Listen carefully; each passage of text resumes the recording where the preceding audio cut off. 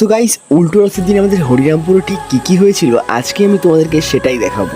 প্রথমে সবাইকে জানাই জয় জগন্নাথ। আর তোমাদের রথযাত্রার উৎসবটা ঠিক কেমন কাটলো সেটাও কিন্তু কমেন্টে জানাতে ভুলো না তোমরা। সন্ধে হওয়ার আগেই দেখলাম একটা ছোট্ট রথ আমাদের বাড়ির সামনে দিয়ে যাচ্ছে, তাই আমিও আর ভিডিও করা থেকে নিজেকে আটকাতে পারলাম। বাড়ি থেকে যেহেতু মাইকের শব্দ আসছিল, তো সেই জন্য জানতে পারি অনুষ্ঠানটা সন্ধ্যে 6টার দিক করে শুরু হয়ে যায়। এইদিকে তোমরা শুধু একবার দেখো মানুষের ভিড়টা ঠিক কতটা বেড়ে গিয়েছিল।